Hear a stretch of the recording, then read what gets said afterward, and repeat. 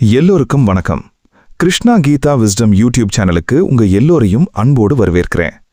உங்க வாழ்க்கையில என்னடா இது, நாம ஒன்னு நினைச்சா இந்த வாழ்க்கை வேற எதையோ கொண்டு வந்து நம்ம தலைமையில போடுதேன்னு என்னைக்காவது யோசிச்சு கலங்கி போயிருக்கீங்களா? நீங்க ரொம்ப நேர்மையா உண்மையா ஒரு காரியத்தை செய்ய நினைப்பீங்க. ஆனா சூழ்நிலை அதை அடியோட மாத்தி உங்களை வேற ஒரு திசையில கொண்டு போய் நிறுத்தும். கடவுளே, என் வாழ்க்கையில மட்டும் ஏன் இப்படி நடக்குது, நான் என்ன தப்பு பண்ண அப்படின்னு ராத்திரி தூங்காம கண்ணீர் விட்டு அழுத நாட்கள் உங்க வாழ்க்கையில இருக்கா? அப்படிப்பட்ட ஒரு சூழ்நிலையில நீங்க இருந்தீங்கன்னா இன்னைக்கு நாம பார்க்க போற இந்த கதையும் இதோட ஆன்மீக தத்துவமும் கண்டிப்பா உங்களோட மனபாரத்தை கம்மி பண்ணும். ஏன்னா சாக்ஷாத் அந்த பகவானோட அவதாரமே பிறக்கிறதுக்கு முன்னாடி இப்படிப்பட்ட ஒரு மிகப்பெரிய மாற்றத்தையும் போராட்டத்தையும் சந்திச்சுதான் இந்த பூமிக்கு வந்துச்சு. அதுதான் ஆதிசேஷனின் அவதாரமான ஸ்ரீ பலராமனின் அவதாரம். இன்னைக்கு நாம பார்க்க போறது பலராம அவதாரத்தோட முழுமையான வரலாறு, அப்புறம் அந்த கதைகளுக்கு பின்னாடி ஒளிஞ்சிருக்கக்கூடிய ஆழமான வாழ்க்கை தத்துவங்கள். பொதுவாகவே நாம மகாபாரதம்னு சொன்னாலே நமக்கு உடனே ஞாபகம் வர்றது முரளிதரனான ஸ்ரீ கிருஷ்ணன் தான். ஆனா அந்த கிருஷ்ணனுக்கே வழிகாட்டியா ஒரு அண்ணனா அவருக்கு முன்னாடியே இந்த பூமிக்கு வந்து தர்மத்தை நிலைநாட்ட பாதை அமைச்சு கொடுத்தவர் யாருன்னு கேட்டா அது பலராமன் தான். மகாவிஷ்ணுவோட 10 அவதாரங்கள்ல பலராம அவதாரமும் ரொம்பவே முக்கியமானது. சில புராணங்கள்ல பலராமரை விஷ்ணுவோட 8வது அவதாரமா சொல்லுவாங்க. சில இடங்கள்ல விஷ்ணு படுத்து உறங்குற அந்த ஆதிசேஷனின் நேரடி அவதாரமா சொல்லுவாங்க.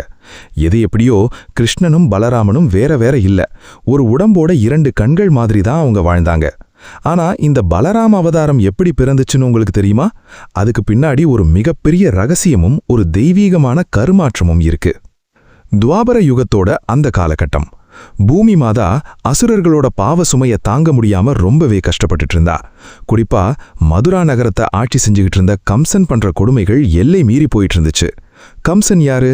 தங்கை தேவகி மேல அளவுக்கு அதிகமான பாசம் வச்சிருந்த ஒரு அண்ணன். தேவகிக்கு திருமணம் நடக்குது. வசுதேவர் தான் மாப்பிள்ளை. கல்யாணம் முடிஞ்சு 2 பேரையும் தேர்ல கூட்டிட்டு போகும்போது அசரீரி ஒன்னு கேக்குது. ஏ கம்சா, நீ யார உயிருக்குயிரா நேசிச்சு கூட்டிட்டு போறியோ அந்த தேவகியோட 8வது குழந்தை உன்னை அழிக்கும் அப்படின்னு அந்த அசரீரி உரக்க சொல்லுது. அவ்வளவுதான். அந்த நொடியில கம்சன்கிற அண்ணன் மறைஞ்சு சுயநலவாதியான ஒரு மிருகம் வெளியே வருது. தங்கையோட கழுத்துல வாழ வைக்கிறா.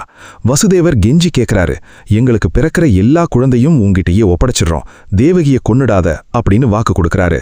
கம்சன் அவங்க 2 பேரையும் சிறையில் அடைக்கிறான். 1, 2ன்னு வரிசையா தேவகிக்கு பிறக்கிற குழந்தைகள் எல்லாவற்றையும் இரக்கமே இல்லாமல் கம்சன் பாறையில் அடிச்சு கொள்றான். யோசிச்சு பாருங்க, பெற்ற வயிறு எவ்வளவு துடிச்சிருக்கும். பிறக்கிற ஒவ்வொரு குழந்தையும் தன் கண் முன்னாடியே கொடூரமா கொல்லப்படும்போது அந்த தாய் தேவகியும் வசுதேவரும் அடைந்த மனவேதனைக்கு அளவே இல்லை. இப்படி 6 குழந்தைகள் கொடூரமா கொல்லப்பட்டு முடிஞ்ச பிறகு தேவகியோட கர்ப்பத்துல 7வது குழந்தை வளரத் தொடங்குது. அந்த 7வது குழந்தைதான் சாக்ஷாத் ஆதிசேஷனின் அம்சம்.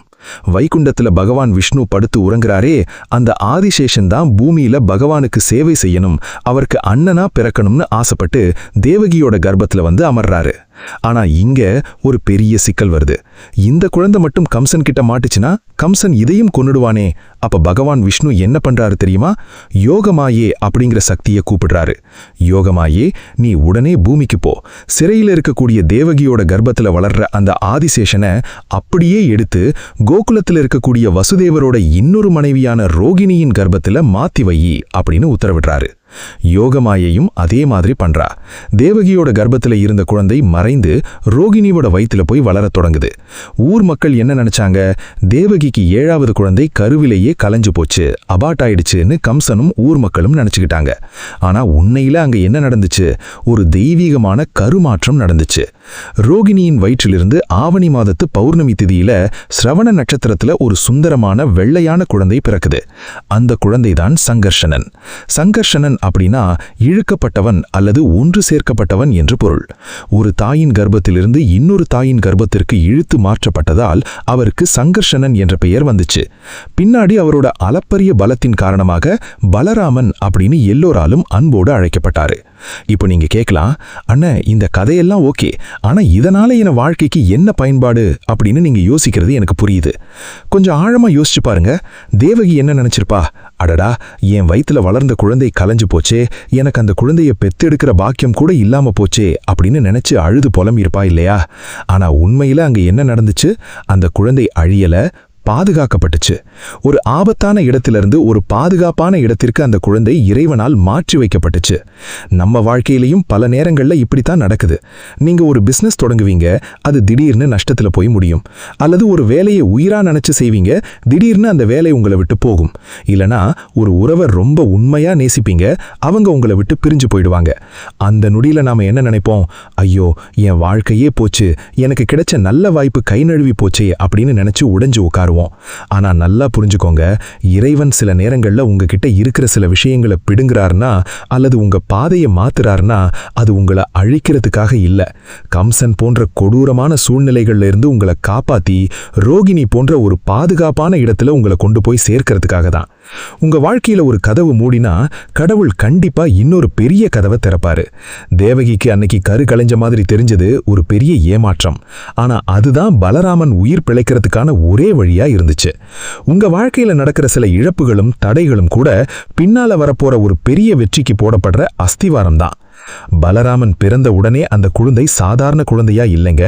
பால் குடிக்கிற வயசுலயே அந்த குழந்தையோட தேஜஸும் உடம்புல இருந்த அசுர பலமும் பார்த்தவங்களை வியக்க வச்சுச்சு. ரோகிணி அந்த குழந்தைய ரொம்ப ஆசையா வளர்க்கிறா. கொஞ்ச நாட்கள்லயே தேவகிக்கு 8வது குழந்தையா நம்ம கண்ணன் ஸ்ரீ கிருஷ்ணன் பிறக்கிறாரு. கிருஷ்ணர் பிறந்த உடனே இரவோட இரவா வசுதேவரால் கோகுலத்திற்கு கொண்டு வரப்பட்டு யசோதா கிட்ட ஒப்படைக்கப்படுறாரு. இப்போ கோகுலத்துல 2 அற்புத குழந்தைகள் வளர்றாங்க. ஒருத்தர் நீலமேக சாமள வண்ணத்துல இருக்கிற குட்டி கிருஷ்ணன், இன்னொருத்தர் பனிமலை போல பளிங்கு வெள்ளை நிறத்தில் இருக்கிற நம்ம பலராமன். இந்த 2 குழந்தைகளோட குழந்தை பருவ லீலைகள் தான் கோகுலத்தையே பரவசத்துல ஆழ்த்துச்சு. ஆனா இந்த பலராமன் சும்மா சாதாரண அண்ணன் இல்லைங்க. தம்பி கிருஷ்ணன் என்ன சொன்னாலும் அதை தட்டாம செய்யறது மட்டும் இல்லாம தம்பிக்கு ஒரு ஆபத்துனா முன்னாடி வந்து நிக்கிற முதல் கேடயம் நம்ம பலராமன் தான். நம்ம வாழ்க்கையிலையும் நமக்கு அப்படி ஒரு அண்ணனோ ஒரு நல்ல நண்பனோ இல்ல ஒரு கூட பிறந்தவங்களோ இருந்தா வாழ்க்கை எவ்வளவு அழகா இருக்கும். யோசிச்சு பாருங்களேன். உங்க கஷ்டத்துல தோள் கொடுக்க ஒரு ஆள் இருந்தா உலகத்துல எந்த கொடூரமான பிரச்சனையை வேணா நாம எதிர்கொள்ளலாம்ல. பலராமன் கிருஷ்ணனுக்கு அப்படிப்பட்ட ஒரு மிகப்பெரிய பலமா இருந்தாரு.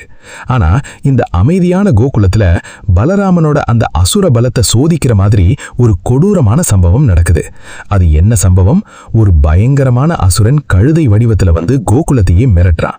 அந்த அசுரனை பலராமன் எப்படி எதிர்கொண்டாரு? தன்னோட முதல் அசுர வதத்தை பலராமன் எப்படி செஞ்சு முடிச்சாரு அப்படிங்கறத அடுத்த பகுதியில ரொம்ப சுவாரஸ்யமா பார்க்க போறோம். நீங்க உங்க வாழ்க்கையில சந்திச்ச மிகப்பெரிய ஏமாற்றம் அல்லது மாற்றம் பின்னாடி உங்க நன்மைக்காக முடிஞ்சிருக்கா? அதை கீழே கமெண்ட்ல சொல்லுங்க.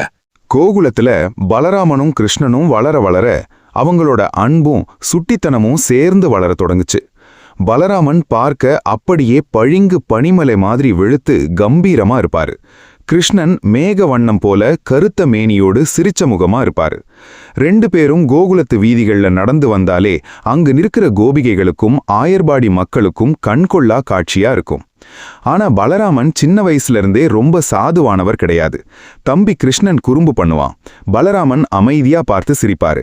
ஆனா தம்பிக்கு ஒரு ஆபத்து அப்படின்னு வந்துட்டா அங்கே பலராமன் காட்டும் கோபமும் பலமும் அசுரத்தனமா இருக்கும். இப்படி ஒரு நாள் கோகுலத்துக்கு பக்கத்துல தாளவனம் அப்படின்னு ஒரு அழகான பனைமரக்காடு இருந்தது. அந்த காட்டுல சுவையான இனிப்பான பனைப்பழங்கள் நிறைய காய்த்து தொங்கும். ஆனா அந்த காட்டுக்குள்ள கோகுலத்துல இருக்கிற ஆடு மாடு மேய்க்கிற சிறுவர்களோ ஊர் மக்களோ யாருமே போக முடியாது. ஏன் தெரியுமா? அங்க தேனுகாசுரன் அப்படின்னு ஒரு கொடூரமான அசுரன் வாழ்ந்து வந்தான். அந்த தேனுகாசுரன் சாதாரண வடிவத்துல இல்ல, ஒரு மிகப்பெரிய பயங்கரமான கழுத வடிவத்துல இருந்தான்.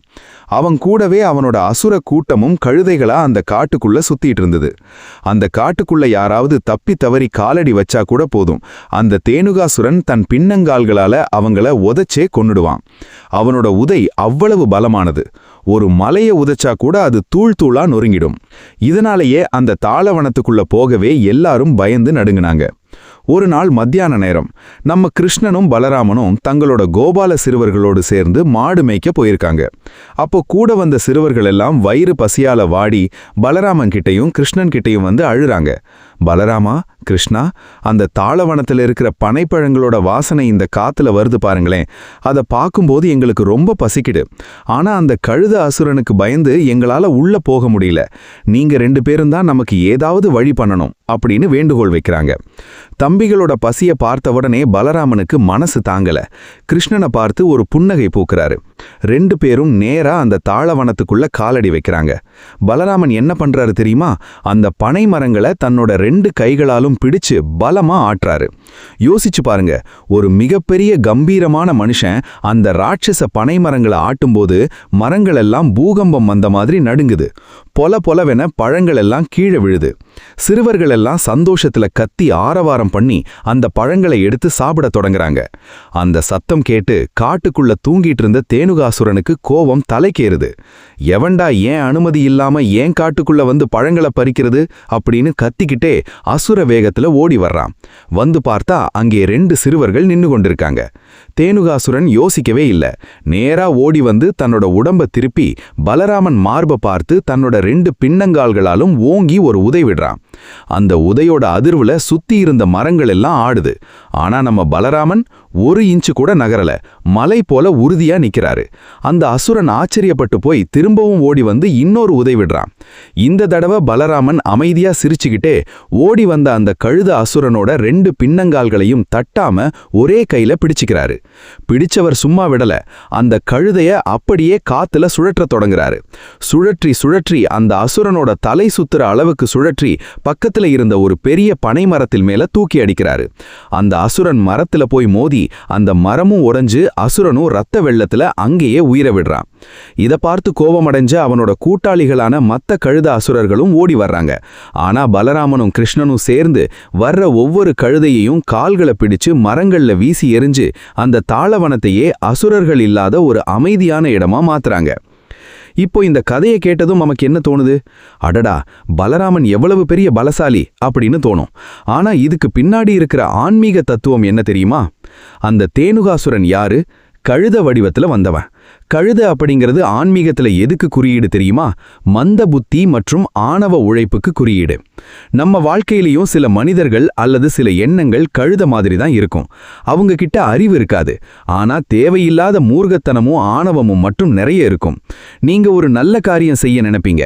உங்களை சுத்தி இருக்கிற சிலர் கழுத மாதிரி வந்து உங்களுக்கு எதிரா கத்துவாங்க, உங்களை உதைக்க பார்ப்பாங்க. அதே மாதிரி நம்ம மனசுக்குள்ளேயும் ஒரு தேனுகாசுரன் இருக்கான். அதுதான் நம்மளோட சுயநலம் மற்றும் அடங்காத பேராசை. எனக்கு மட்டும்தான் எல்லாம் கிடைக்கணும், மத்தவன் பசியோட இருந்தா எனக்கு என்ன அப்படின்னு நினைக்கிற அந்த குறுகிய மனப்பான்மை தான் தேனுகாசுரன். பலராமன் அந்த கழுதைய பனைமரத்துல அடிச்சு கொன்ன மாதிரி நாமளும் நம்ம மனசுக்குள்ள இருக்கிற அந்த அசுரத்தனமான ஆணவத்தையும் சுயநலத்தையும் தூக்கி எறியணும். உங்க வாழ்க்கையில யோசிச்சு பாருங்க. நீங்க எத்தனையோ முறை நல்ல எண்ணத்தோட ஒரு காரியத்தை செய்ய போய் நடுவுல சிலர் வந்து அதை தடுக்க பார்த்திருப்பாங்க. உன்னால இதெல்லாம் செய்ய முடியாது, நீ தோத்துடுவ அப்படின்னு உங்களை பயமுறுத்திருப்பாங்க. ஆனா அன்னைக்கு பலராமன் மார்ப நிமிர்த்தி அந்த அசுரனோட உதைய தாங்கி நின்ன மாதிரி நீங்களும் உங்களை சுத்தி வர்ற எதிர்மறை எண்ணங்களை, நெகட்டிவ் தாட்ஸை கண்டு பயப்படாம உறுதியா நிக்கணும். பலராமன் நமக்கு கத்துக் கொடுக்கிற முதல் பாடம் என்ன தெரியுமா? உன் பலம் என்பது பிறரை அடக்குவதற்கல்ல, பசியோடு இருக்கும் உன் தம்பிகளுக்கும் உன்னை நம்பி வந்தவர்களுக்கும் பாதுகாப்பு கொடுப்பதற்குத்தான். இன்னைக்கு பல இளைஞர்கள் தன்னோட பலத்தை, அதிகாரத்தை தேவையில்லாத சண்டைகள்லையும் சுயநலத்திலையும் வீணடிக்கிறாங்க. ஆனா பலராமன் தன்னோட இணையற்ற பலத்தை கோகுலத்து சிறுவர்களோட பசிய போக்கவும் அவங்களுக்கு பாதுகாப்பா இருக்கவும் தான் பயன்படுத்தினாரு. தாளவனத்திலிருந்து அசுரர்களை அழித்து அந்த காட்டை மக்கள் பயன்பாட்டுக்கு கொண்டு வந்த பலராமனின் புகழ கோகுலமே பாடி போற்றுச்சு. ஆனா மதுராவுல இருக்கிற கொடூர அரசன் கம்சனுக்கு இந்த செய்தி எட்டுது. என்னது, ஏன் அசுரர்களை 2 சிறுவர்கள் கொன்னுட்டாங்களா அப்படின்னு அவன் நடுங்க தொடங்குறான். அடுத்து கம்சன் ஒரு மிகப்பெரிய சதியை தீட்டுறான். பலராமனையும் கிருஷ்ணனையும் மதுராவுக்கு வழவழைச்சு அவங்கள வதம் செய்ய ஒரு கொடூரமான மல்யுத்த வீரனை தயார் பண்றான். அந்த வீரனோட பேருதான் முஷ்டிகன். அந்த முஷ்டிகனை பலராமன் எப்படி எதிர்கொண்டாரு? மதுரா நகரத்துல நடந்த அந்த இரத்தக்களரி மல்யுத்துக்குல அண்ணனும் தம்பியும் சேர்ந்து கம்சனை எப்படி வீழ்த்தினாங்க அப்படிங்கிறத அடுத்த பகுதியில ரொம்ப ஆவேசமா பார்க்க போறோம். உங்க வாழ்க்கையில உங்களை கீழே தள்ள பார்த்த தேனுகாசுரன் மாதிரி ஆட்களை நீங்க எப்படி எதிர்கொண்டீங்க? அதை கீழே கமெண்ட்ல பகிர்வதன் மூலம் மத்தவங்களுக்கும் அது ஒரு ஊக்கமா இருக்கும். கோகுலத்துல பலராமனும் கிருஷ்ணனும் செஞ்ச சாதனைகள் கம்சனுக்கு பெரிய நடுக்கத்தை கொடுத்துச்சு. கருவிலேயே கலைஞ்சு போயிட்டான்னு நினைச்ச 7வது குழந்தையும் அந்த 8வது குழந்தையும் உயிரோட தான் இருக்காங்களா? அவங்கள சும்மா விட்டா என் உசுறு போயிடும் அப்படின்னு கம்சன் திட்டம் போடுறான். உடனே அக்ரூரரை கோகுலத்துக்கு அனுப்பி வில்விழா அப்படின்ற பேர்ல 2 பேரையும் மதுராவுக்கு வரவழைக்கிறான். மதுராவுக்கு போனா கண்டிப்பா ஆபத்துன்னு தெரிஞ்சும் சிரிச்ச முகத்தோட பலராமனும் கிருஷ்ணனும் மதுராவுக்குள்ள காலடி வைக்கிறாங்க. மதுரா நகரமே அந்த 2 வாலிபர்களை பார்க்க திரண்டு நிக்குது. ஆனா கம்சன் அவங்கள சும்மா விடல. நுழைவாயில்லையே குவலையா பீடம்ங்கிற மத யானையை விட்டு ஏவ வைக்கிறான். அத கிருஷ்ணன் வீழ்த்துறான். அதையெல்லாம் தாண்டி அந்த பெரிய மல்யுத்த மைதானத்துக்குள் 2 பேரும் நுழையறாங்க. அங்க கம்சன் ஏற்பாடு பண்ணி வச்சிருந்த கொடூரமான மல்யுத்த வீரர்கள் காத்துட்டு இருக்காங்க. அதுல ஒருத்தன் தான் சாணூரன், இன்னொருத்தன் தான் முஷ்டிகன். இந்த முஷ்டிகன் சாதாரண ஆள் இல்லைங்க. அவனோட உடம்பு பாறை மாதிரி இருக்கும். அவனோட குத்துச்சண்டை, அதாவது பஞ்சிங் ஸ்டைல் எவ்வளவு கொடூரமானதுன்னா, அவன் ஒரே ஒரு குத்து குத்தினா எதிராளியோட நெஞ்சுக்கூடு நொறுங்கி உயிரே போயிடும். அதனாலேயே அவனுக்கு முஷ்டிகன்னு பேர் வந்துச்சு. அரங்கத்துல கம்சன் உட்கார்ந்திருக்கான். ஊர் மக்கள் எல்லாம் பயந்து போய் பார்க்கறாங்க. அட பாவமே, சின்ன பசங்களா இருக்காங்களே, இவங்கள போய் இந்த அசுர மல்யுத்த வீரர்களோட சண்டை போட வச்சிருக்கானே இந்த கம்சன் அப்படின்னு எல்லாரும் பதறாங்க. சாணூரன் கிருஷ்ணனை எதிர்க்கிறான். நம்ம பலராமனை பார்த்து முஷ்டிகன் வரான். முஷ்டிகன் பலராமனை பார்த்து நக்கலா சிரிக்கிறான். டே சின்ன பயலே, நீ எல்லாம் எங்கூட சண்டை போட போறியா? ஒரே குத்துல உன்னை மாவாக்கிடுறேன் பாரு அப்படின்னு சொல்லி தன்னோட ராட்சச கைகளை உயர்த்தி பலராமனை நோக்கி பாயிறான். ஆனா நம்ம பலராமன் அசையாம நிக்கிறாரு. அவரோட முகத்துல ஒரு சின்ன புன்னகை. முஷ்டிகன் ஓடி வந்து பலராமன் மேல பாஞ்சு தன் முஷ்டியால ஓங்கி அடிக்கிறான். அந்த அடிய பலராமன் தடுத்து அவனோட கையை அப்படியே பிடிச்சு இழுக்கிறாரு. யோசிச்சு பாருங்க, பாறை மாதிரி இருக்கிற ஒரு அசுரனோட கையை பிடிச்சு பலராமன் தட்டி விடுறாரே, அந்த நொடியில முஷ்டிகனுக்கு உரைச்சு போச்சு. நாம ஏதோ ஒரு சாதாரண பையன்கிட்ட மாட்டி கடையில சாட்சாத் மரணத்துக்கிட்ட தான் மாட்டியிருக்கோன்னு. பலராமன் தன்னோட கையை சுருட்டி அந்த முஷ்டிகனோட நெஞ்சிலையும் தோள்பட்டையிலையும் மாற்றி மாற்றி பலமான குத்துகளை விடுறாரு. பலராமனோட ஒவ்வொரு குத்தும் இடி விழுகிற மாதிரி இருக்கு. முஷ்டிகன் ரத்தத்தை கக்குறான். அவன் மீண்டு வர்றதுக்குள்ள பலராமன் அவனோட 2 கைகளையும் பிடிச்சு காத்துல சுழற்றி அப்படியே பறையில ஓங்கி அடிக்கிறாரு. அந்த அடியில மைதானமே அதிருது. அசுரன் முஷ்டிகன் எலும்புகளெல்லாம் நொறுங்கி அங்கேயே உயிர விடுறான். அதே நேரத்துல கிருஷ்ணனும் சாணூரனை விழுத்துறான். இத பார்த்து மேடையில உட்கார்ந்திருந்த கம்சன் நடுக்கத்துல அலறான். நிறுத்துங்கடா, இந்த பசங்களை கைது பண்ணுங்க, வசுதேவரையும் தேவகியையும் கொன்னு போடுங்க அப்படின்னு கத்துறான். அவ்வளவுதான், கிருஷ்ணன் ஒரே பாய்வுல மேடை மேல ஏறி கம்சனை பிடிச்சு கீழே தள்ளுறான். பலராமன் சுத்தி இருந்த கம்சனோட காவலர்களையும் கம்சனோட தம்பிகளான சுபாகு, சுராஷ்டிரன் போன்றவர்களையும் ஒரே ஆளா நின்னு துவம்சம் பண்றாரு. கிருஷ்ணன் கம்சனை கொன்னு தர்மத்தை நிலநாட்டுறான். சண்டை முடிஞ்சதும் சிறையில் இருந்த தாய் தேவகியையும் தந்தை வசுதேவரையும் அண்ணனும் தம்பியும் ஓடி போய் கட்டிப்பிடிச்சு கண்ணீர் விடுறாங்க. இப்போ இந்த வரலாற்று சம்பவத்திலிருந்து நாம கத்துக்க வேண்டிய மிகப்பெரிய வாழ்க்கை பாடம் என்ன தெரியுமா? தம்பி உடையான் படைக்கு அஞ்சான்னு நம்ம தமிழ்ல ஒரு பழமொழி சொல்லுவாங்க. அதுக்கு நேரடி உதாரணம்தான் பலராமன். இன்னைக்கு பல குடும்பங்கள்ல என்ன நடக்குது? சொத்துக்காகவும் சின்ன சின்ன பணத்துக்காகவும் உடன் பிறந்த அண்ணன் தம்பிங்க வெட்டி சாப்பிட்டுக்கிறாங்க. கோர்ட்டுக்கும் கேஸுக்கும் அலைஞ்சு ஒருத்தர் பழி வாங்குறாங்க. ஆனா அன்னைக்கு பலராமன் என்ன செஞ்சாரு? கம்சனை அழிக்கக்கூடிய எல்லா தகுதியும் பலராமனுக்கு இருந்தது. ஆனா தன் தம்பி கிருஷ்ணனுக்கு கிடைக்க வேண்டிய புகழ, அவன் செய்ய வேண்டிய கடமையை தான் தட்டி பறிக்காம தம்பிக்கு பின்னாடி ஒரு ராட்சச பலமா பேக் போனா நின்னாரு. கிருஷ்ணன் முன்னாடி நின்னு கம்சனை வீழ்த்தும்போது சுத்தி இருந்து வந்த எந்த ஆபத்தும் கிருஷ்ணனை நெருங்காதபடி கெடையமா நின்னு காப்பாத்தினவர் பலராமன் தான். உங்க வாழ்க்கையிலையும் யோசிச்சு பாருங்க. உங்களுக்கு ஒரு கஷ்டம், ஒரு பிரச்சனைன்னு வரும்போது உங்களோட உடன் பிறந்தவர்களுக்கோ இல்ல உங்க நண்பர்களுக்கோ நீங்க எப்படிப்பட்ட பக்கபலமா இருக்கீங்க? இன்னைக்கு சமூகத்துல பலர் எனக்கு என்ன கிடைச்சது, என் சொந்தக்காரன் நல்லா இருந்தா எனக்கு என்ன அப்படின்னு சுயநலமா யோசிக்கிறாங்க. ஆனா பலராம அவதாரம் நமக்கு கத்துக் கொடுக்கறது என்னன்னா, உன் கூட பிறந்தவங்களுக்கோ உன்னை நம்பி இருக்கிறவங்களுக்கோ நீ கொடுக்கிற அந்த தோள் தான் உன்னோட உண்மையான முகவரி. கம்சவதத்துக்கு பிறகு மதுரா நகரமே அமைதி அடைஞ்சது. ஆனா பலராமன் அங்கேயே தங்கிடல.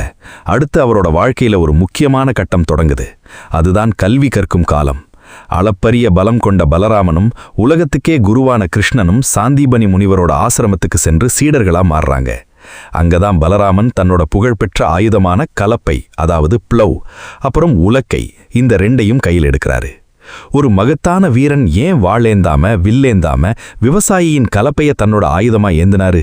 அந்த கலப்பைக்கு பின்னாடி இருக்கிற ஆன்மீக ரகசியம் என்ன அப்படிங்கிறத அடுத்த பகுதியில ரொம்ப சுவாரஸ்யமா பார்க்க போறோம். உங்க குடும்பத்திலேயோ இல்ல உங்க வாழ்க்கையிலேயோ தம்பிக்கோ இல்ல நண்பனுக்கோ அண்ணனா நின்னு தோள் கொடுத்த ஒரு தருணத்தை நினைச்சு பார்த்திருக்கீங்களா? அதை கீழே கமெண்ட்ல சொல்லுங்க.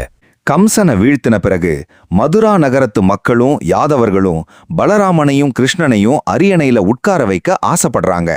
ஆனா அந்த அதிகாரமும் பதவியும் அவங்கள துளி கூட ஈர்க்கல. ஏன்னா அவங்களுக்கு தெரியும், உடம்புல எவ்வளவு பெரிய பலம் இருந்தாலும் கத்துக்கிட்ட அறிவு இல்லைன்னா அந்த பலத்தால உலகத்துக்கு எந்த பிரயோஜனமும் இல்ல. அதனால அரச வாழ்க்கைய தூக்கி எறிஞ்சிட்டு அவந்தி நகரத்துல இருக்கிற சாந்திபனி முனிவரோட குருகுலத்துக்கு 2 பேரும் சீடர்களா போறாங்க. யோசிச்சு பாருங்க, உலகத்தையே ஆட்டுவிக்கும் சாக்ஷாத் அந்த பரம்பொருளே சாதாரண மனுஷர்களை போல குருவுக்கு முன்னாடி தலைவணங்கி நின்னு பாடம் கத்துக்குது. சாந்திபனி முனிவர் ஆசிரமத்துல பலராமனும் கிருஷ்ணனும் மற்ற சீடர்களை போல காடு மேடெல்லாம் அலைஞ்சு விறகு சுமந்துட்டு வந்தாங்க. குருவுக்கு பணிவிடை செஞ்சாங்க. வெறும் 64 நாட்கள்ல வேதம், சாஸ்திரம், வில்வித்தை, மல்யுத்தம்னு சகல கலைகளையும் கத்துக்கிட்டு முற்றுப்பெற்ற ஞானிகளா மாறுறாங்க. அங்கேதான் பலராமன் தன்னோட வாழ்நாள் முழுமைக்கும் அடையாளம் தரக்கூடிய ஒரு அற்புத ஆயுதத்தை தன் கையில ஏந்துறாரு. அது என்ன ஆயுதம் தெரியுமா? வில்லோ வாளோ வேலையோ இல்லைங்க. ஒரு சாதாரண விவசாயி நிலத்தை உழறதுக்கு பயன்படுற கலப்பை ஹலாயுதா மற்றும் தானியங்களை இடிக்க பயன்படுற உலக்கை. இங்கேதான் நமக்கு ஒரு பெரிய சந்தேகம் வரும். என்னப்பா இது, உலகத்திலேயே மிகப்பெரிய பலசாலி, நினைச்சா ஒரே அடியில மலைய தூள் தூளாக்குற சக்தி படைச்சவர், அவரு போய் ஏன் கலப்பையையும் உலக்கையையும் ஆயுதமா கையில வச்சிருக்காரு அப்படின்னு நீங்க யோசிக்கலாம். அதுக்கு பின்னாடி ஒரு பிரம்மாண்டமான தத்துவமும் வரலாற்று உண்மையும் ஒளிஞ்சிருக்கு. மத்த ஆயுதங்களான வாள், வில், ஈட்டி இது எல்லாமே எதிரிய கொல்றதுக்கும் உயிரை பறிக்கிறதுக்கும் மட்டும்தான் பயன்படும். ஆனா பலராமன் கையில வச்சிருந்த அந்த கலப்பை என்ன பண்ணும் தெரியுமா? தரிசு நிலத்தை உழுது விதைய விதைச்சு கோடிக்கணக்கான மக்களுக்கு சோறு போடுற தானியத்தை உருவாக்கும். அதாவது என் பலம் என்பது அழிக்கிறதுக்காக மட்டும் இல்ல, இந்த பூமிக்கு வாழ்வாதாரத்தை கொடுக்கிற உழைப்புக்காகவும் விவசாயத்துக்காகவும் தான் அப்படிங்கிறத உலகத்துக்கு உரக்கச் சொன்னவர் பலராமன். அதனாலதான் அவருக்கு ஹலாயுதன், அதாவது கலப்பையை ஆயுதமாக கொண்டவன் அப்படின்னு பேர் வந்துச்சு. அதே நேரத்துல அந்த கலப்பை சாதாரண கலப்பை இல்ல. அநீதி நடக்கும்போது அந்த கலப்பைய வச்சே பலராமன் பெரிய பெரிய இராணுவங்களை சுருட்டி வீசுவாரு. ஒரு முறை அஸ்தினாபுரத்து மக்கள் யாதவர்களுக்கு எதிரான அநீதியை செய்யும்போது பலராமன் தன்னோட கலப்பையால அந்த நகரத்தையே யமுனை நதிக்குள்ள இழுக்க பார்த்தாருன்னா பாருங்களேன். அவரோட கலப்பை தர்மத்தை காக்கும் கேடயமாவும் இருந்தது, உழைப்பின் அடையாளமாவும் இருந்தது. இப்போ இந்த கலப்பை நமக்கு உணர்த்துற ஆன்மீக வாழ்க்கை பாடம் என்ன தெரியுமா? இன்னைக்கு நாம வாழுற இந்த அவசர உலகத்துல பல பேர் எனக்கு அதிகாரத்தை கொடு, எனக்கு மத்தவங்களை அடக்கிற வல்லமைய கொடு அப்படின்னு தான் ஓடிட்டு இருக்கோம். ஆனா பலராமன் என்ன சொல்றாருன்னா, உன் வீரம் என்பது பிறரை அழிப்பதில் இல்லை, பிறருக்கு வாழ்வாதாரத்தை உருவாக்குவதில் தான் இருக்கிறது. உங்க வாழ்க்கையில யோசிச்சு பாருங்க. இன்னைக்கு எத்தனையோ பேர் கஷ்டப்பட்டு உழைச்சு சாப்பிடுற விவசாயிகளையும் உழைப்பாளிகளையும் ஏளனமா பாக்குறாங்க. ஆனா சாக்ஷாத் அந்த கடவுளின் அவதாரமே கலப்பைய தன் கையில ஏந்தி உழைப்புக்கு தான் முதலிடம்னு காட்டியிருக்கு. அதே மாதிரி நம்ம மனசுங்கிறது ஒரு தரிசு நிலம் மாதிரி. அதுல தேவையில்லாத பொறாமை, கோபம், எதிர்மறை எண்ணங்கள், நெகட்டிவ் தாட்ஸ் அப்படின்ற கழைகள் தான் நிறைய முளைச்சு கிடக்கும். பலராமன் தன்னோட கலப்பையால பூமியை உழுது பக்குவப்படுத்துற மாதிரி நாமளும் நம்ம மனச ஆன்மீகம் அப்படின்ற கலப்பையால உழுது அதுல நல்ல எண்ணங்களை விதைக்கணும். அப்பதான் நம்ம வாழ்க்கையில நிம்மதியும் சந்தோஷமும் அறுவடையாகும். குருகுல கல்வியை முடிச்சிட்டு பலராமன் மதுராவுக்கு திரும்புறாரு. ஆனா உலகம் அமைதியா இருந்துடுமா என்ன? மகாபாரதத்துல நாம பல அசுரர்களை பார்த்திருப்போம். ஆனா பலராமனின் வாழ்க்கையில வந்த ஒரு அசுரன் ரொம்ப விசித்திரமானவன். அவனோட பேரு த்விவிதன். அவன் சாதாரண அசுரன் இல்ல, கிஷ்கிந்தையில ராமருக்கு உதவி செஞ்ச சுக்ரீவனோட தளபதியா இருந்த ஒரு வானரம், அதாவது குரங்கு. காலப்போக்குல அந்த த்விவிதன் தனக்கு இருந்த பலத்தாலையும் மது குடிச்ச போதையாலையும் வழி தவறி போய் கோகுலத்தையும் யாதவ நாட்டையும் சூறாடத் தொடங்குறான். ஒரு காலத்துல நல்லவனா இருந்து பின்னாடி துரோகியாவும் அசுரனாவும் மாறின அந்த த்விவித வானரனை பலராமன் எப்படி எதிர்கொண்டாரு? வெறும் கைகளாலேயே அந்த கொடூர குரங்க பலராமன் எப்படி வதம் செஞ்சாரு அப்படிங்கிறத அடுத்த பகுதியில ரொம்ப விறுவிறுப்பா பார்க்க போறோம். உங்க வாழ்க்கையில நீங்க உழைப்ப நம்பி பெற்ற வெற்றி என்ன? இல்லனா உங்களை சுற்றி இருக்கிற உழைப்பாளிகளுக்கு நீங்க கொடுக்கிற மரியாதை என்ன? அதை கீழே கமெண்ட்ல பகிர்ந்துக்கோங்க. சாந்தீபனி முனிவரோட ஆசிரமத்திலிருந்து திரும்பி வந்த பிறகு பலராமன் யாதவகுலத்தின் காவல் தெய்வமா நின்னுகிட்டு இருந்தாரு. ஆனா அந்த நேரத்துல யாதவ நாட்டையும் சுத்தி இருந்த கிராமங்களையும் ஒரு கொடூரமான அசுரன் பயமுறுத்த தொடங்கினான். அவனோட பேரு தான் த்விவிதன். இந்த த்விவிதன் யாரு தெரியுமா? திரேதாயுகத்தில ராமபிரானுக்கு ராவணனை அழிக்க உதவி செஞ்ச சுக்ரீவனோட தளபதிகள்ல ஒருத்தன். ராமர் காலத்துல தர்மத்தின் பக்கம் நின்ற ஒரு வானரம், அதாவது குரங்கு தான் இந்த த்விவிதன். ஆனா காலம் மாற மாற அவனுக்குள்ள இருந்த நல்ல எண்ணங்கள் எல்லாம் அழிஞ்சு தன் பலத்தை பற்றிய அசுர ஆணவம் தலைக்கேறி போச்சு. நரகாசுரன் அப்படின்ற ஒரு கொடூரமான அசுரன் த்விவிதனுக்கு நண்பனா மாறினான். நரகாசுரனை கிருஷ்ணர் வதம் செஞ்ச செய்தி கேட்டதும் த்விவிதனுக்கு கிருஷ்ணர் மேலையும் பலராமன் மேலையும் பயங்கரமான ஆத்திரமும் பழியும் வந்துச்சு. என் நண்பனை கொன்ன இந்த யாதவர்களை நான் சும்மா விடமாட்டேன் அப்படின்னு சொல்லி த்விவிதன் மது குடிச்சிட்டு வெறி பிடிச்ச மாதிரி ஊரூரா போய் அழிவை ஏற்படுத்த தொடங்கினான்.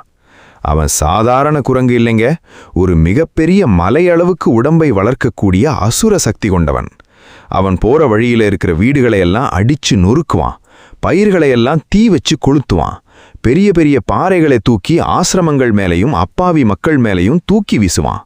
கடலுக்குள்ள போய் தன் கைகளால தண்ணியை அள்ளி கிராமங்கள் மேல ஊத்தி செயற்கையான வெள்ளத்தை உருவாக்குவான். மக்களெல்லாம் அலறி அடிச்சுக்கிட்டு ஓடுறாங்க. ஐயோ, இந்த கொடூர குரங்கிட்ட இருந்து எங்களை யாராவது காப்பாத்துங்க அப்படின்னு கதறாங்க. ஒரு நாள் பலராமன் ரைவதக மலைச்சாரல்ல தன் பரிவாரங்களோடு ஓய்வெடுத்துட்டு இருக்கிறாரு. அந்த இடமே ரொம்ப அமைதியாவும் அழகாவும் இருக்கு. அப்போ அங்க வந்த த்விவிதன் பலராமன் உட்கார்ந்து இருக்கிறத பார்க்கறான். மது போதையில இருந்த அந்த குரங்கு பலராமனை கேலி பண்ண தொடங்குது. மரங்கள் மேல ஏறி நின்னு மரக்கிளைகளை உடைச்சு பலராமன் மேல போடுது. பலராமனை பார்த்து பழிப்பு காட்டி அசிங்கமான சைகைகளை பண்ணுது. சுத்தி இருந்த யாதவ பெண்களை பயமுறுத்துது. நம்ம பலராமன் முதல்ல அதை கண்டுக்கவே இல்லை. சரி, ஏதோ ஒரு மிருகம் விளையாடுதுன்னு அமைதியா போறாரு. ஆனா த்விவிதன் எல்லை மீறி போறான். ஒரு பெரிய பாறையை தூக்கி நேரா பலராமன் தலைய பார்த்து வீசுறான். பலராமன் அசால்ட்டா அந்த பாறையை தன்னோட உலக்கையால அடிச்சு தூள் தூளா ஆக்குறாரு. இனிமேலும் உன்னை சும்மா விட்டா இந்த உலகத்துக்கே ஆபத்துன்னு உணர்ந்த பலராமன் கோபத்தோட எழுந்து நிற்கிறாரு. தன் கலப்பையையும் உலக்கையையும் பக்கத்துல வச்சுட்டு, உன்னை அழிக்க எனக்கு எந்த ஆயுதமும் தேவையில்லை, என் வெறும் கைகளே போதும் அப்படின்னு சொல்லி கோபத்தோட பாயிறாரு. அங்கே பலராமனுக்கும் த்விவித வானரனுக்கும் இடையே ஒரு பயங்கரமான மல்யுத்தம் தொடங்குது. த்விவிதன் மரங்களை பிடுங்கி பலராமனை அடிக்கிறான். பலராமன் அந்த மரங்களை நொடியில உடைச்சி எறிகிறாரு. த்விவிதன் தன்னோட கூர்மையான நகங்களால பலராமன் மார்பில கீறுறான், கடிச்சு வைக்கிறான். ஆனா பலராமன் பனிமலை போல அசையாம நின்னு தன்னோட ராட்சச முஷ்டியால த்விவிதனோட தலையிலையும் நெஞ்சிலையும் ஓங்கி ஒரு குத்து விடுறாரு. அந்த ஒற்றை அடியில அந்த அசுர குரங்கின் எலும்புகள் எல்லாம் நொறுங்கி ரத்தத்தை கக்குது. த்விவிதன் அலறி அடிச்சுக்கிட்டு அந்த மலையிலிருந்து கீழே விழுந்து உயிரை விடுறான். அந்த இடமே அசுர பயத்திலிருந்து விடுதலை அடைஞ்சு அமைதியாகுது. இப்போ இந்த கதையை கேட்டதும் நமக்கு ஒரு பெரிய ஆச்சரியமும் யோசனையும் வரும். எப்படி ராமர் காலத்துல அவ்வளவு நல்லவனா இருந்த ஒருத்தன் கிருஷ்ணர் காலத்துல இப்படி ஒரு கொடூரமான அசுரனா மாறினா? இதுக்கு பின்னாடிதான் நாம வாழ்க்கையில மறக்கவே கூடாத ஒரு மிகப்பெரிய தத்துவம் ஒளிஞ்சிருக்கு. நம்ம வாழ்க்கையிலையும் சிலர் அப்படிதான் இருப்பாங்க. ஆரம்பத்துல ரொம்ப நல்லவங்களா பணிவானவங்களா இருப்பாங்க. ஆனா கை நிறைய பணமும் சமூகத்துல கொஞ்சம் அதிகாரமும் சுத்தி 4 பேர் பாராட்டுற புகழும் வந்துட்டா போதும், உடனே அவங்களுக்குள்ள இருக்கிற த்விவிதன் வெளியே வந்துருவான்.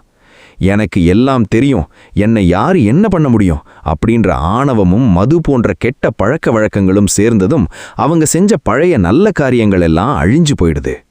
யோசிச்சு பாருங்க, கடந்த காலத்துல நீங்க எவ்வளவு நல்லவராயிருந்தாலும் சரி, நிகழ்காலத்துல உங்க எண்ணமும் செயலும் கெட்டுப்போனா காலம் கண்டிப்பா உங்களை தண்டிக்கும். த்விவிதன் ராமர் காலத்துல பக்தனா இருந்தான்தான், ஆனா கிருஷ்ணர் காலத்துல அவன் செஞ்ச அநீதி அவனை அழிச்சிடுச்சு. அதே மாதிரி நம்ம மனசுக்குள்ளேயும் ஒரு குரங்கு இருக்கு. அதுதான் நம்மளோட கட்டுப்பாடற்ற மனம், அதாவது அன்கண்ட்ரோல்டு மைண்ட். அந்த மனசுக்கு சரியான ஆன்மீக பயிற்சியும் சுய கட்டுப்பாடும், அதாவது செல்ஃப் டிசிப்ளினும் கொடுக்கலன்னா அது த்விவிதன் மாதிரி நம்ம வாழ்க்கையவே சூறாடிடும்.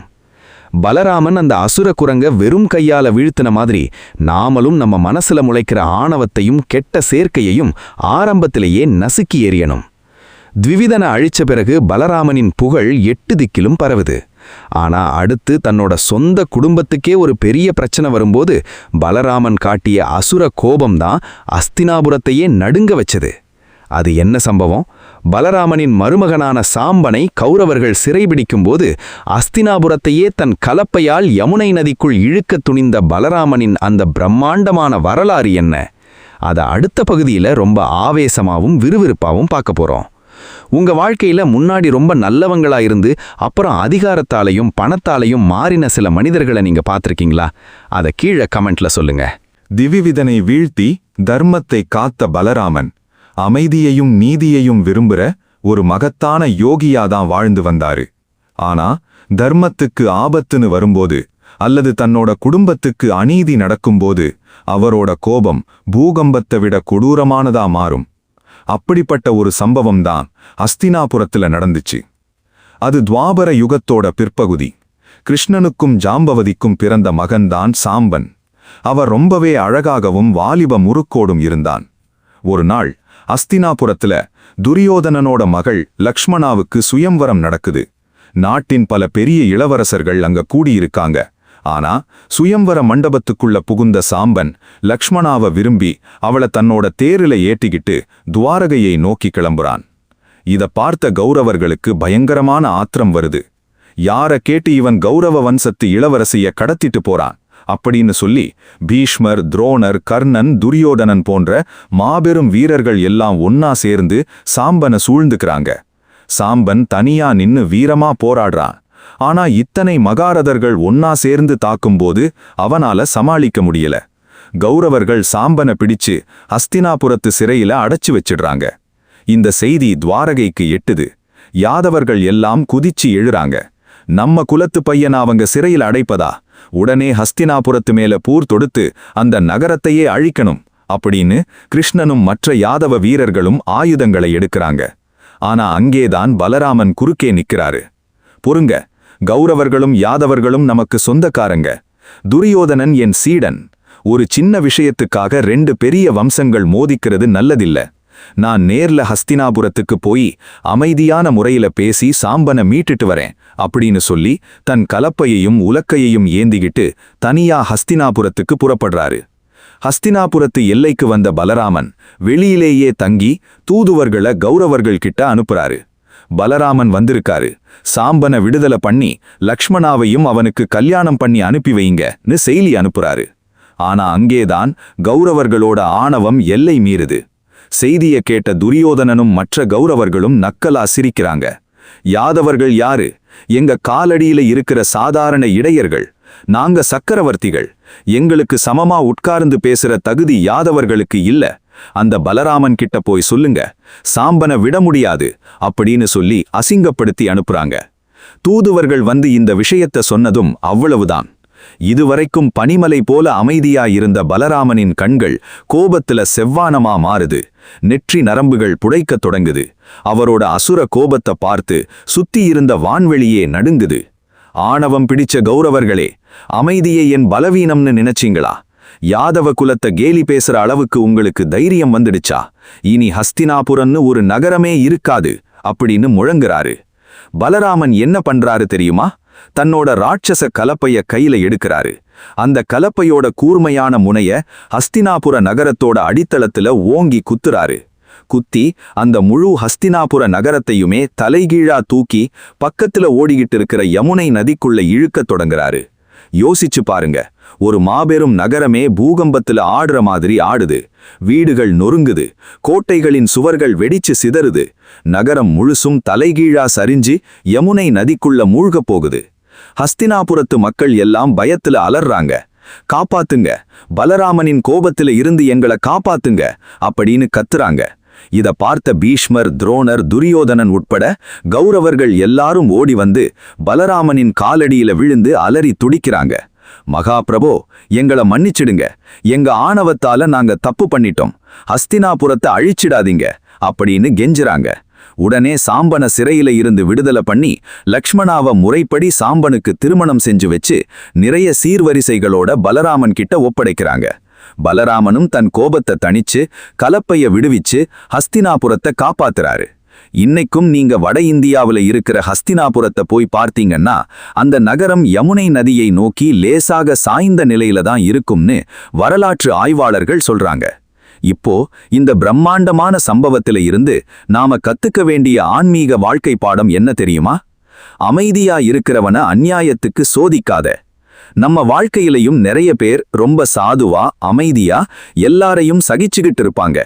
ஆனா சில அதிகார வர்க்கமும் ஆணவம் பிடித்த மனிதர்களும் அவங்களோட அமைதிய பலவீனம்னு நினைச்சு மிதிக்க பாப்பாங்க. ஆனா பலராமன் நமக்கு என்ன கத்துக் கொடுக்கறாருன்னா, பொறுமைக்கும் ஒரு எல்லை உண்டு. நியாயத்திற்காகவும் சொந்த குலத்துக்காகவும் உண்மையின் பக்கமும் நிக்கும்போது நீ அதிகார வர்க்கத்தையே எதிர்த்து நிக்க துணியணும். அதே மாதிரி கௌரவர்கள் செஞ்ச தப்பு என்ன தெரியுமா? ஆணவம். தங்களுக்கு பெரிய பரம்பரை இருக்கு, ராணுவம் இருக்குன்னு நினைச்சு அவங்க ஆடுனாங்க. ஆனா ஒரே ஒரு பலராமனின் கலப்பைக்கு முன்னாடி அவங்களோட அத்தனை அதிகாரமும் தூள் தூளா போச்சு.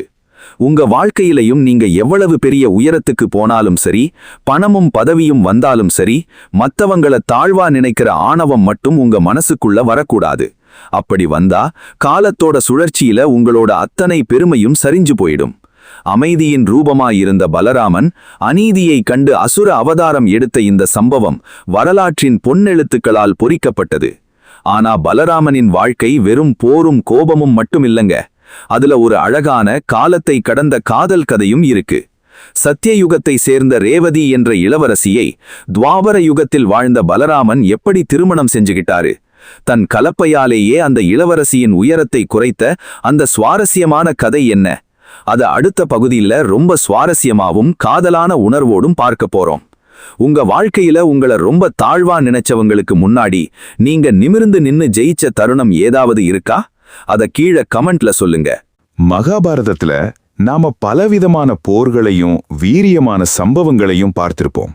ஆனா பலராமனின் வாழ்க்கையில ஆன்மீகமும் சுவாரஸ்யமும் காலத்தை கடந்த காதலும் நிறைந்த ஒரு அற்புதமான சம்பவம் நடக்குது. அதுதான் பலராமனுக்கும் இளவரசி ரேவதிக்கும் நடந்த திருமணம். இந்த கதையை கேட்டா நீங்க கண்டிப்பா ஆச்சரியப்பட்டு போவீங்க. ஏன்னா இன்னைக்கு சயின்ஸ் ஃபிக்ஷன் படத்துல பேசுற டைம் டைலேஷன், அதாவது கால நீட்டிப்பு தத்துவத்தை பலாயிரம் வருஷங்களுக்கு முன்னாடியே நம்முடைய புராணங்கள் எவ்வளவு அழகா விளக்கியிருக்குன்னு உங்களுக்கு புரியும்.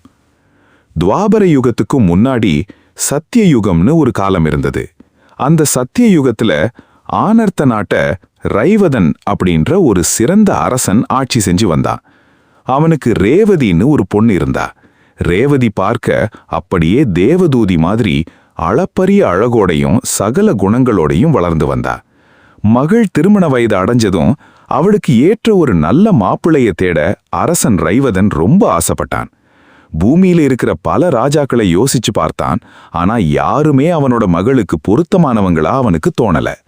கடைசியில அரசன் ரைவதன் என்ன பண்றான் தெரியுமா?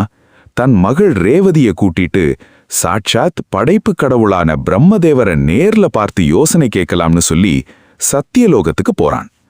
பிரம்மலோகத்துக்கு போனா அங்கே பிரம்மதேவர் ஒரு பெரிய கந்தர்வ இசை கச்சேரியை ரசிச்சு கேட்டுக்கிட்டு இருக்காரு. அரசன் ரைவதனும் தன் மகளோடு அமைதியா ஒதுங்கி நின்னு அந்த இசை நிகழ்ச்சி முடிகிற வரைக்கும் காத்திருக்கான். இசை நிகழ்ச்சி முடிஞ்சதும் பிரம்மதேவரை வணங்கி, பிரபு, என் மகளுக்கு ஏற்ற ஒரு நல்ல மாப்பிள்ளைய பூமியில தேர்ந்தெடுக்க எனக்கு தெரியல, நீங்களே ஒரு நல்ல அரசனை அடையாளம் காட்டுங்க அப்படின்னு வேண்டுகோள் வைக்கிறான். இதை கேட்ட பிரம்மதேவர் சத்தமா சிரிக்கிறாரு. அரசனே, நீ பூமியில இருந்து இங்க வந்து இந்த இசைய கேட்டு முடிக்கிறதுக்குள்ள பூமியில 27 சதுர்யுகங்கள் கடந்து போயிடுச்சு தெரியுமா அப்படின்னு கேட்கிறாரு. அரசன் ரைவதனுக்கு தூக்கி வாரி போடுது. என்னது, 27 சதுர்யுகங்களா? அப்படின்னா பூமியில என்ன நடக்குது பிரபு என்று பதறி போய் கேட்கிறான். பிரம்மதேவர் சொல்றாரு, ஆம் ரைவதா, பிரம்மலோகத்துல இருக்கிற சில வினாடிகள் பூமியில பல யுகங்களுக்கு சமம். நீ தேடி வச்சிருந்த அந்த சத்திய யுகத்து ராஜாக்கள், உன்னோட கோட்டை, உன்னோட அரண்மனை, உன்னோட சொந்தக்காரங்க, உன்னோட மக்கள், ஏன் நீ வாழ்ந்த அந்த சத்திய யுகமே பூமியில அழிஞ்சு போச்சு. இப்போ பூமியில துவாபர யுகம் நடந்துட்டு இருக்கு அப்படின்னு சொல்றாரு. ரைவதன் அதிர்ச்சியில உறைஞ்சு போறான். அப்போ என் மகளுக்கு யார மாப்பிள்ளையா முடிப்பேன் அப்படின்னு கலங்கி நிக்கும்போது பிரம்மதேவர் புன்னகையோட சொல்றாரு, நீ கவலைப்படாத, இதெல்லாம் அந்த பரம்பொகனோட திருவிளையாடல் தான். இப்போ பூமியில மகாவிஷ்ணுவும் ஆதிசேஷனும் கிருஷ்ணனாகவும் பலராமனாகவும் அவதாரம் எடுத்து வாழ்ந்துட்டு இருக்காங்க. அந்த பலராமன் தான் உன்னோட மகள் ரேவதிக்கு ஏற்ற சரியான மணாளன். உடனே பூமிக்கு போ அப்படின்னு வழிகாட்டுறாரு. அரசன் ரைவதனும் ரேவதியும் திரும்ப பூமிக்கு வர்றாங்க. வந்து பார்த்தா பிரம்மதேவர் சொன்ன மாதிரியே சுத்தி எல்லாமே மாறி இருக்கு. சத்தியயுகத்து மனிதர்கள் ரொம்பவே உயரமாவும் பிரம்மாண்டமான உடலமைப்போடவும் இருந்தாங்க. ஆனா துவாபர யுகத்துல மனிதர்களின் உயரமும் ஆயுளும் ரொம்பவே குறைஞ்சு போயிருந்தது. ரேவதி சத்தியயுகத்து இளவரசி என்பதால் அவளோட உயரம் துவாபர யுகத்து மனிதர்களை விட பல மடங்கு அதிகமா இருந்தது. அரசன் ரைவதன் நேரா பலராமன் கிட்ட வந்து நடந்த விஷயங்களை சொல்லி தன் மகளை திருமணம் செஞ்சுக்க கோரிக்கை வைக்கிறான். பலராமன் அந்த காதலையும் தெய்வீக சங்கல்பத்தையும் சந்தோஷமா ஏத்துக்கிறாரு. ஆனா இங்க ஒரு சின்ன பிரச்சனை. ரேவதியோட உயரத்துக்கு முன்னாடி துவாபர யுகத்து பலராமன் குள்ளமா தெரிகிறாரு. அப்போ நம்ம பலராமன் என்ன பண்றாரு தெரியுமா? தன்னோட புகழ்பெற்ற ஆயுதமான கலப்பைய கையில் எடுக்கிறாரு. அந்த கலப்பையோட நுனியால ரேவதியோட தோள்பட்டைய லேசா தொட்டு அமுக்கிறாரு. என்ன ஒரு அதிசயம்! சத்தியயுகத்து உடலமைப்போடு இருந்த ரேவதியின் உயரம் அந்த கலப்பையின் ஸ்பரிசத்தால துவாபர யுகத்து பலராமனின் உயரத்திற்கேற்றவாறு அழகா குறையுது. இருவரும் ஒருத்தருக்கு ஒருத்தர் சளையில்லாத தம்பதியா மாறுறாங்க. மிக பிரம்மாண்டமான முறையில பலராமனுக்கும் ரேவதிக்கும் திருமணம் நடக்குது. இப்போ இந்த கதையை கேட்டதும் நமக்குள்ள ஒரு ஆன்மீக வியப்பும் பெருமிதமும் வருது இல்லையா? இந்த கதையில இருந்து நாம கத்துக்க வேண்டிய ஆன்மீக வாழ்க்கை பாடம் என்ன தெரியுமா? முதலாவது, காலத்தின் மதிப்பு. ரைவதன் பிரம்மலோகத்துல சில நிமிடங்கள் கந்தர்வ இசையை கேட்டுட்டு இருந்தான். ஆனா பூமியில 27 யுகங்கள் கடந்து போச்சு. நாமளும் நம்ம வாழ்க்கையில பல நேரங்கள்ல தேவையில்லாத விஷயங்களுக்கும் கோபங்களுக்கும் வீண் விவாதங்களுக்கும் நம்ம நேரத்தை வீணடிச்சிட்டு இருக்கோம். ஆனா காலம் யாருக்காகவும் நிக்காது. போன காலம் திரும்ப வராது. அதனால இருக்கிற நேரத்தை நல்ல விஷயங்களுக்கும் ஆன்மீகத்துக்கும் பயன்படுத்துங்க. ரெண்டாவது, வாழ்க்கை துணையை ஏத்துக்கிற பக்குவம். சத்தியயுகத்து ரேவதிய துவாபர யுகத்து பலராமன் திருமணம் செஞ்சுக்கிட்டாரு. அவங்க 2 பேருக்கும் இடையில யுகங்களே இடைவெளியா இருந்தது. உயரங்கள் வித்தியாசமா இருந்தது. ஆனா மனசும் தர்மமும் ஒன்னா சேர்ந்தப்போ அந்த எந்த வித்தியாசமும் அவங்க காதலுக்கு தடையா இல்ல. இன்னைக்கு பல குடும்பங்கள்ல சின்ன சின்ன நிற வித்தியாசம், தகுதி வித்தியாசம், பண வித்தியாசம்னு சொல்லி மனஸ்தாபப்பட்டு பிரியிறாங்க. ஆனா பலராமன் தன் பெருந்தன்மையாலையும் அன்பாலையும் ரேவதிய தன் வாழ்க்கை துணையா ஏத்துக்கிட்டாரு. பலராமன் ரேவதி திருமணம் தர்மத்தின் வெற்றியா அமைஞ்சது. ஆனா உலகம் அடுத்து ஒரு மிகப்பெரிய போரை நோக்கி நகரத் தொடங்குது. அதுதான் மகாபாரத குருட்சேத்திர போர். ஒரு பக்கம் தன் உயிரினும் மேலான தம்பி கிருஷ்ணன், இங்கொக்க பக்கம் தன் அன்பிற்குரிய மல்யுத்த சீடர்களான பீமனும் துரியோதனனும். இந்த தர்ம சங்கடமான சூழ்நிலையில பலராமன் எடுத்த முடிவு என்ன? மகாபாரத போர்ல பங்கேற்காமல் அவர் ஏன் நடுநிலையா நின்று தீர்த்த யாத்திரை புறப்பட்டாரு? வழியில் அவர் செஞ்ச ரோமஹர்ஷனர் மற்றும் பலவல அசுரவதம் என்ன? அத அடுத்த பகுதியில ரொம்ப ஆழமான ஆன்மீக தத்துவங்களோட பார்க்க போறோம். உங்க வாழ்க்கையில நேரத்தோட அருமையை உணர்ந்த ஒரு தருணத்தை நினைச்சு பார்த்திருக்கீங்களா? அத கீழே கமெண்ட்ல சொல்லுங்க. காலச்சக்கரம் வேகமாக சுழலுது. துவாபர யுகத்தின் மிகப்பெரிய தர்ம யுத்தமான மகாபாரத போர் குருக்ஷேத்திரத்துல மூழக்கூடிய சூழ்நிலை உருவாகுது. பாண்டவர்களுக்கும் கௌரவர்களுக்கும் இடையிலான பேச்சுவார்த்தைகள் அனைத்தும் தோற்றுப்போய் இரு தரப்பும் போர்க்களத்துல வந்து நிற்குது. ஆனா இந்த யுத்தம் சாட்சாத் பலராமனுக்கு ஒரு மாபெரும் தர்ம சங்கடத்தை கொண்டு வந்து நிறுத்துது. கொஞ்சம் யோசிச்சு பாருங்க. ஒரு பக்கம் தன் உயிரினும் மேலான தம்பி கிருஷ்ணர் பாண்டவர்களின் தூதுவனாகவும் அர்ஜுனனின் சாரதியாகவும் தர்மத்தின் பக்கம் நிற்கிறாரு. இன்னொரு பக்கம் அநியாயமே உருவெடுத்த கௌரவர்களின் தலைவனான துரியோதனன். ஆனா அந்த துரியோதனன் யாரு தெரியுமா? பலராமன் கிட்ட நேர்ல இருந்து கதாயுத போரை முழுமையா கற்றுக்கிட்ட அவருடைய அன்பிற்குரிய முதன்மை சீடன். அதே மாதிரி பாண்டவர்களில் ஒருவனான பீமனும் பலராமனின் சீடன்தான். தன் கண்ணெதிரே தன் தம்பியும் தன்னோட இரு கண்களை போன்ற சீடர்களும் ஒருத்தரை ஒருத்தர் வெட்டி சாய்த்து கொள்ள போற அந்த கொடூரமான காட்சியை கண்டு பலராமனின் மனம் கொதித்து போகுது. துரியோதனன் பலராமன் கிட்ட வந்து படைகளோட வந்து உதவி செய்யும்படி கெஞ்சுறான். கிருஷ்ணனும் பாண்டவர் பக்கம் நிற்கிறான். அப்போ பலராமன் ஒரு மகத்தான முடிவை எடுக்கிறாரு. துரியோதனனும் பீமனும் என் சீடர்கள், இருவரையுமே என்னால் சமமாகத்தான் பார்க்க முடியும். தர்மத்தின் பக்கம் கிருஷ்ணன் நிற்கிறான், அது அவனுடைய விருப்பம். ஆனா சொந்த குலமும் என் சீடர்களும் குருதியை சிந்தி அழிவதைக் காண என் கண்கள் மறுக்கிறது. நான் எந்த பக்கமும் நின்று போர் செய்ய மாட்டேன் அப்படின்னு சொல்லி தன்னுடைய நடுநிலையை உரக்க அறிவிக்கிறாரு. போரின் கொடூரத்தை பார்க்க விருப்பமில்லாமல் தன்னுடைய கலப்பையையும் உலக்கையையும் பக்கத்தில் வைத்துவிட்டு பாரத தேசம் முழுதும் ஆன்மீக அமைதியை தேடி தீர்த்த யாத்திரை புறப்படுறாரு பலராமன். இப்படி பலராமன் புனித நதிகளிலும் ஆசிரமங்களிலும் நீராடிக்கொண்டே நைமிசாரண்யம் அப்படின்ற புனித காட்டுக்கு வர்றாரு. அங்கே பெரிய பெரிய முனிவர்களும் யோகிகளும் ஒன்று கூடி சௌனகர் தலைமையில் ஒரு மாபெரும் யாகத்தை செய்து கொண்டிருக்கிறார்கள். பலராமன் அங்கு நுழைந்ததும் அமர்ந்திருந்த முனிவர்கள் அனைவரும் எழுந்து நின்று இறைவனின் அவதாரமான பலராமனுக்கு மிகுந்த மரியாதையோடு வணக்கம் செலுத்துறாங்க. ஆனா அங்கே உயரிய ஆசனத்தில் அமர்ந்திருந்த ரோமஹர்ஷனர், அதாவது சூதமுனிவர் மட்டும் பலராமனை கண்டு கொள்ளாமல் தான் என்ற ஆணவத்தில் நிமிர்ந்து உட்கார்ந்திருக்கிறார். அவர் வியாச பகவானின் சீடன்தான், புராணங்களை அறிந்தவர்தான். ஆனா அறிவும் புகழும் சேர்ந்ததும் அவருக்குள் நான் பெரிய ஞானி அப்படின்ற ஆன்மீக ஆணவம் தலைக்கேறி இருந்தது. இதை கண்ட பலராமன் என்ன பண்றாரு தெரியுமா? எவ்வளவு சாஸ்திரங்களை கற்றிருந்தாலும் பணிவும் மரியாதையும் இல்லாத கல்வி வீண். இறைவனே நேரில் வந்தும் எழுந்து நிற்காத இந்த ஆணவம் தர்மத்திற்கு அழகல்ல என்று உணர்ந்த பலராமன் தன் கையில் இருந்த ஒரு தர்பை புல்லை எடுத்து ரோமஹர்ஷனர் மீது வீசுகிறார்.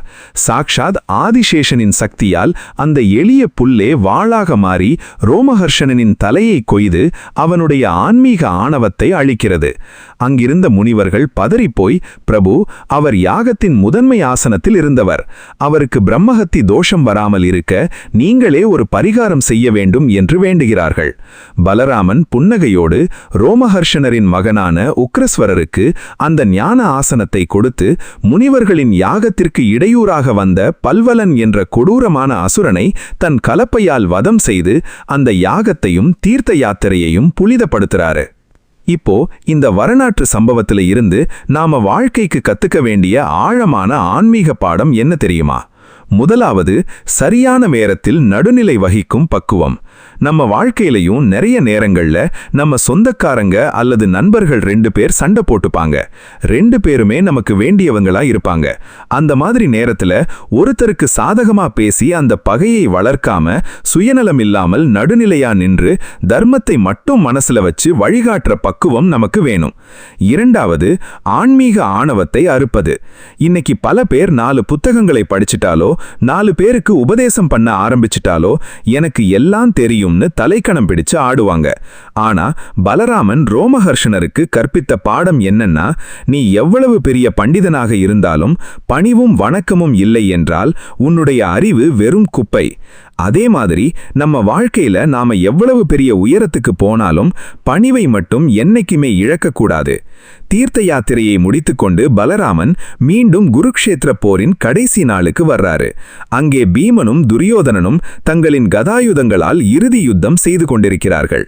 தன் சீடன் துரியோதனன் தர்மத்திற்கு புறம்பாக தொடையில் அடிக்கப்பட்டு கிடக்கதைக் கண்டு பலராமன் கொதித்தெழும்போது கிருஷ்ணன் குறுக்கே வந்து அண்ணனை எப்படி சமாதானப்படுத்தினான். மகாபாரத போர் முடிந்த பிறகு ஆதிசேஷனின் அவதாரமான ஸ்ரீ பலராமன் தன் அவதார நோக்கத்தை முடித்துக்கொண்டு இந்த பூமியிலிருந்து வைகுந்தத்திற்கு எப்படி விடை பெற்றார்? அதை அடுத்த பகுதியில் மிகவும் உணர்ச்சி பூர்வமான ஆன்மீக தத்துவங்களோடு பார்க்க போகிறோம். உங்க வாழ்க்கையில நீங்க பார்த்த ஆன்மீக ஆணவம் பிடிச்ச மனிதர்களை எப்படி எதிர்கொண்டீங்க? அதை கீழே கமெண்ட்ல சொல்லுங்க. மகாபாரத போரின் இறுதி நாள். குருக்ஷேத்திர போர்க்களத்துல பீமனுக்கும் துரியோதனனுக்கும் இடையே கடுமையான கதாயுத யுத்தம் நடக்குது. தீர்த்த யாத்திரையை முடிச்சிட்டு சரியான நேரத்துக்கு அங்கே வர்றாரு பலராமன். அப்போ பீமன் கதாயுத தர்ம விதிகளுக்கு எதிரா துரியோதனனோட தொடையில அடிச்சு அவனை கீழே தள்ளுறான். இதை பார்த்த பலராமனுக்கு பயங்கரமான ஆத்திரம் வருது. டே பீமா, ஒரு கதாயுத வீரன் நாபிக்கு கீழே அடிக்கக்கூடாதுங்கிறது தர்ம விதி. என் கண்ணெதிரேயே என் சீடனுக்கு அநீதி இழைச்சிட்டியேன்னு சொல்லி தன் கலப்பையை ஏந்திக்கிட்டு பீமனை அடிக்க பாயிறாரு. அப்போ கிருஷ்ணன் ஓடி வந்து பலராமனின் கால்களை பிடிச்சிக்கிறான். அண்ணா, அமைதியாகுங்க. துரியோதனன் திரௌபதிக்கு செஞ்ச அநீதிக்கும் பாண்டவர்களுக்கு செஞ்ச கொடுமைக்கும் இதுதான் அவனுக்கான தண்டனை. பிரம்மதேவனின் சங்கல்பமும் காந்தாரியின் சாபமும் நிறைவேற நேரம் இது. நீங்க கோபப்படக்கூடாதுன்னு சொல்லி அண்ணனை அமைதிப்படுத்துறான். பலராமனும் தன் கோபத்தை தணிச்சுக்கிட்டு தர்மத்தின் சுழற்சியை யாராலும் தடுக்க முடியாதுன்னு உணர்ந்து அமைதியா துவாரகைக்கு திரும்புறாரு. மகாபாரத போர் முடிஞ்சு 36 வருஷங்கள் கடந்து போகுது. காந்தாரி கிருஷ்ணனுக்கு கொடுத்த சாபத்தின்படியும் முனிவர்கள் யாதவ வம்சத்துக்கு கொடுத்த சாபத்தின்படியும் யாதவ குலத்துக்குள் மிகப்பெரிய அழிவு காலம் தொடங்குது. பிரபாச தீர்த்த கரையில யாதவர்கள் எல்லாம் மது குடித்து போதையில தன்னிலை மறந்து தங்களுக்குள்ளேயே மூங்கில் புற்களை பறிச்சு ஒருத்தரை அடிச்சுக்கிட்டு மடியறாங்க. தன் கண்ணெதிரேயே தன் குலமும் பேரன்களும் மகன்களும் அழிஞ்சு போறத பலராமரும் கிருஷ்ணனும் அமைதியா பார்க்கறாங்க. ஏன்னா அவங்களுக்கு தெரியும், பூமிக்கு வந்த அவதார நோக்கம் முடிவுக்கு வர்ற நேரம் இதுதான். யாதவ குலத்தின் அழிவுக்கு பிறகு பலராமன் மெல்ல நடந்து பிரபாச க்ஷேத்திரத்தின் கடற்கரை ஓரமா இருக்கிற ஒரு அமைதியான ஆலமரத்தடிக்கு போறாரு.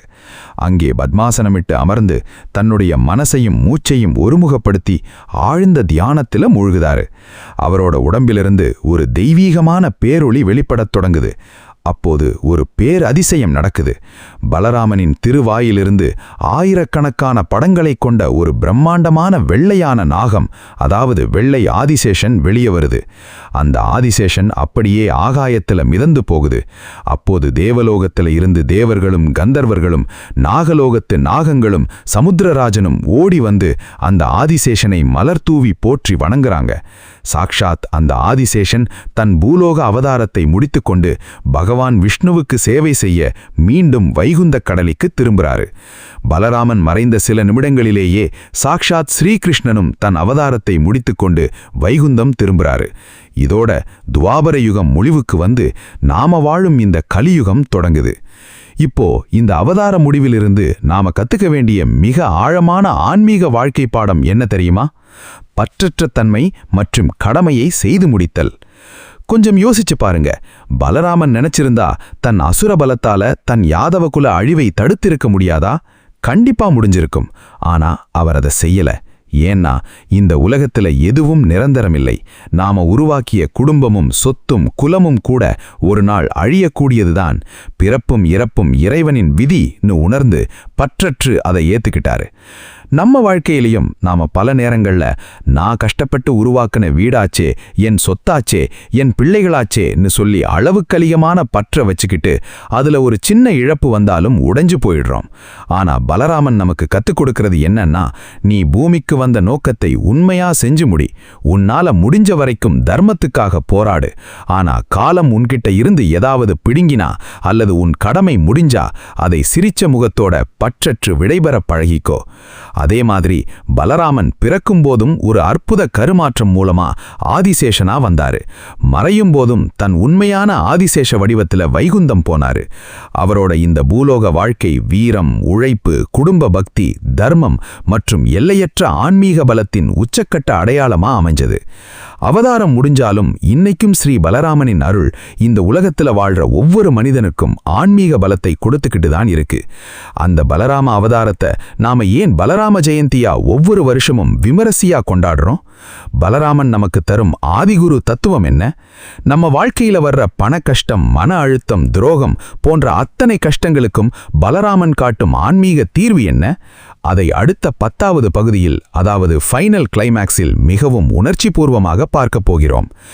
உங்க வாழ்க்கையில நீங்க ஏதோ ஒரு பொருளை அல்லது உறவை பற்றற்று கடந்து வந்த அனுபவம் இருக்கா? அதை கீழே கமெண்ட்ல சொல்லுங்க.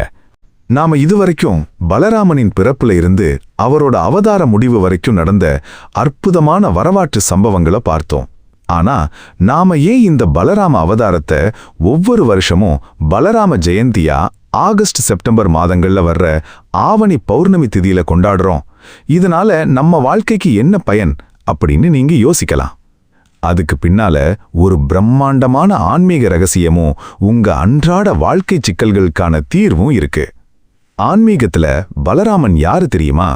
அவர்தான் ஆதி குரு, த அல்டிமேட் ஸ்பிரிச்சுவல் மாஸ்டர்.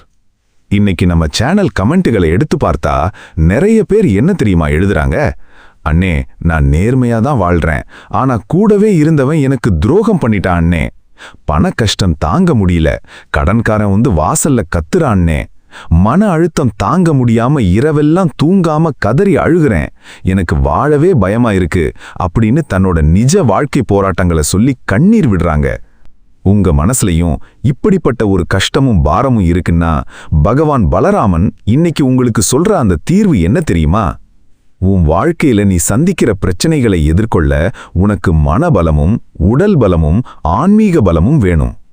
கிருஷ்ணர் நமக்கு கீதையில அறிவை கொடுத்தாருன்னா அந்த அறிவை வச்சு வாழ்க்கையில போராடுறதுக்கான பலத்தை நமக்கு கொடுப்பவர்தான் பலராமன். அதனாலதான் அவருக்கு பலராமன், அதாவது பலத்தை அளிப்பவன் அப்படின்னு பேர் வந்துச்சு. யோசிச்சு பாருங்க, வாழ்க்கையில உங்களை ஒருத்தன் ஏமாத்திட்டான் அல்லது துரோகம் பண்ணிட்டான்னு சொல்லி நீங்க மூளையில உட்கார்ந்து அழுதுகிட்டு இருந்தா பிரச்சனை தீந்துடுமா? அன்னைக்கு பலராமன் தன் அண்ணன் தம்பிக்கு ஆபத்து வந்தப்போ, தன் குலத்துக்கு அநீதி நடந்தப்போ சோர்ந்து உட்காரல. தன் கையில கலப்பையையும் உலக்கையையும் ஏந்திக்கிட்டு நிமிர்ந்து நின்னாரு. அதே மாதிரிதான் பலராம ஜெயந்தி அன்னைக்கு நாம அவரை வழிபடும்போது அவர் நமக்குள்ள இருக்கிற பயத்தையும் மன அழுத்தத்தையும் அழிச்சு, டேய் எழுந்து நில்லு, உன்னால இந்த கஷ்டத்தை ஜெயிக்க முடியும் அப்படிங்கிற அசுரத்தனமான நம்பிக்கையையும் பலத்தையும் நமக்குள்ள விதைக்கிறாரு. இரண்டாவது பாடம் என்ன தெரியுமா? உழைப்பின் மகத்துவம். இன்னைக்கு பல பேர் கஷ்டப்படாம உழைக்காம குறுக்கு வழியில பணம் சம்பாதிக்கலாம்னு நினைச்சுதான் ஏமாந்து போய் கடனாளியா மாறுறாங்க. ஆனா சாக்ஷாத் விஷ்ணுவின் அவதாரமான பலராமன் தன் கையில கலப்பையை ஏந்தி, உழைச்சு சாப்பிடு, உன் உழைப்பு தான் உனக்கு உண்மையான பலம்னு காட்டியிருக்காரு. பலராம ஜெயந்தி அன்னைக்கு விவசாயிகள் தங்கள் கலப்பையையும் உழைப்பாளிகள் தங்கள் ஆயுதங்களையும் வச்சு கும்பிடுறதுக்கு காரணமே நம்ம உழைப்புக்கும் நாம சாப்பிடுற சாப்பாட்டுக்கும் மரியாதை கொடுக்கறதுக்காகத்தான். உங்க வாழ்க்கையில இன்னைக்கு பண கஷ்டம் இருக்கா, மன அழுத்தம் இருக்கா, கடன் பிரச்சனை இருக்கா? ஒன்னே ஒன்னு மட்டும் மனசுல வச்சுக்கோங்க, கம்சனின் சிறையில பிறந்த வசுதேவர் தேவகிக்கு வராத கஷ்டமா உங்களுக்கு வந்துடுச்சு? பிறந்த 6 குழந்தைகளை கண் முன்னாடியே பறிபோட்டு 7வது குழந்தையும் கலைஞ்சு போச்சின்னு நினைச்சப்போ இறைவன் அங்கே பலராமனை உயிருடன் பாதுகாத்து ஒரு வழியை காட்டினார் இல்லையா? அதே பலராமன் உங்க வாழ்க்கையிலையும் கண்டிப்பா ஒரு வழியை காட்டுவாரு. உங்க மனசுல இருக்கிற கவலைகள் அத்தனையும் தன் கலப்பையால உழுது தூக்கி எறிஞ்சு உங்களுக்கு ஒரு புதிய விடியலை தருவாரு. பலராம ஜெயந்தி அன்னைக்கு நீங்க அதிகாலையில எழுந்து குளிச்சு பலராமரையோ அல்லது கிருஷ்ணரையோ மனசார நினைச்சு, எனக்கு வாழ்க்கையை எதிர்கொள்ற பலத்தை கொடுப்பான்னு வேண்டிக்கோங்க. அன்னைக்கு செய்யற தானமும் உழைப்புக்கு கொடுக்கிற மரியாதையும் உங்க வாழ்க்கையில இருக்கிற வறுமைய அடியோட அழிக்கும். ஸ்ரீ பலராமனின் அருள் உங்க ஒவ்வொருத்தரோட குடும்பத்திலையும் நிறைஞ்சு உங்களுக்கு அளப்பரிய ஆரோக்கியத்தையும் தைரியத்தையும் செல்வத்தையும் தரட்டும்னு நான் மனசார பிரார்த்தனை பண்ணிக்கிறேன். இந்த 10 பகுதிகள் கொண்ட பலராம அவதார வரலாற்று தொடர் உங்களுக்கு பிடிச்சிருந்தா மறக்காம இந்த வீடியோவுக்கு ஒரு லைக் பண்ணுங்க. உங்க கஷ்டத்துல இருக்கக்கூடிய மன அழுத்தத்துல இருக்கக்கூடிய உங்க நண்பர்களுக்கும் சொந்தக்காரங்களுக்கும் இந்த வீடியோவை கண்டிப்பா ஷேர் பண்ணுங்க. ஏன்னா அவங்களுக்கும் இந்த ஆன்மீக தத்துவம் ஒரு பெரிய நம்பிக்கையை கொடுக்கும். இதே மாதிரி பல ஆன்மீக அதிசயங்களையும் நமது தர்மத்தின் ரகசியங்களையும் தெரிஞ்சுக்க நம்ம கிருஷ்ணா கீதா விஸ்டம் யூடியூப் சேனலை மறக்காம சப்ஸ்கிரைப் பண்ணி பக்கத்துல இருக்கிற பெல் ஐகானை கிளிக் பண்ணிக்கோங்க. மீண்டும் அடுத்த ஒரு அற்புத வரலாற்றோடும் தத்துவத்தோடும் உங்களை சந்திக்கிறேன். நன்றி. ஜெய் ஸ்ரீ பலராம், ஜெய் ஸ்ரீ கிருஷ்ணா.